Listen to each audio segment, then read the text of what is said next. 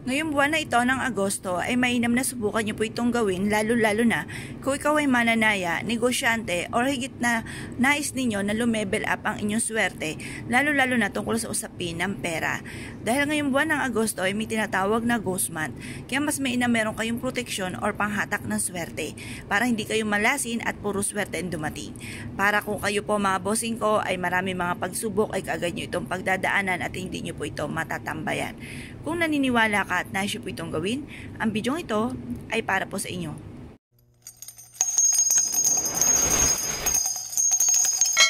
Para masigit na lumevel up ang inyo pong swerte, nagawa nyo na po ba ang tambalan ng dahon ng oregano at ganoon din po mga bossing ko, ang mabintog na butil ng bigas. Ito po mga bossing ko ay makakatulong upang sa ganoon masigit ka na swertihin.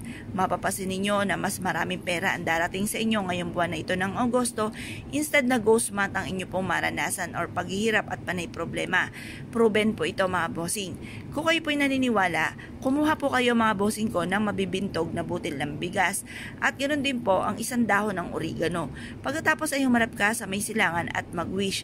Sa pamamagitan nito ay mas magiging magaan ang daloy na swerte at kailanman hindi na ako mamumblema tungkol sa usapin ng pera. Matutupad lahat ang aking mga pinapangarap at siksikliglig at umaapaw at napakaraming blessing ang darating sa akin. Ngayong buwan na ito ay makakamit ko ang lahat ng aking mga ninanais. Ganon ang pag-wish na walang gamit na sana, direct to the point. At pagkatapos nyo po mag-wish, sabihin nyo po, sa pamamagitan nito, simula ngayong buwan na ito ng Agosto, at bukod sa aking sipag at tiyaga at pananalig sa mahal na Panginoon, makakamit ko lahat ang aking mga pinapangarap sa buhay. At kung ano man ang mga pagsubok o pinagdadaanan, ay kaagad ko itong pagdadaanan at hindi ko tatambayan. Ngayong buwan na ito ay magkakaroon ako ng limpak-limpak na salapi. Ganon po ang pag-wish. Ngayong buwan na ito, ay mabibili ko lahat ang aking mga pangangailangan.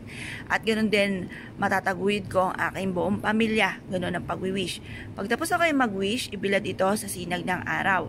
At pagkatapos, pwede nyo siyang ilagay sa isang pouch na gold, or kaya po ay sa red, or kaya po mga bossing ko, pwede rin po ito sa kulay tanso na kulay, mga silver. Ngayon pa mga bossing, ano't ano man kung wala ka ng aking nabanggit, pwede rin naman to sa isang ziplock or sa isang malinis nga pong plastic at bitbitin kahit saan kayo magtungo. Ilagay sa inyo pong wallet para hindi kumata sa inyo pong pera. Ang pinakakatas po ng oregano ay pwede rin naman pong lagyan nyo po ito ng papel para hindi po siya kumata sa mismong pera.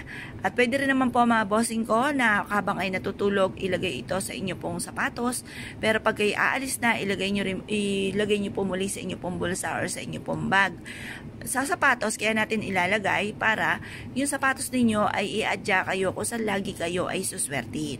Kung hindi nyo pa nagagawa ang tambalang bigas at dahon ng oregano, ito po subukan nyo nang gawin dahil marami na rin po nagpatotoo na sila po ay sinuwerte sa pamamagitan ng dahon ng oregano at mabibintog na butil ng bigas.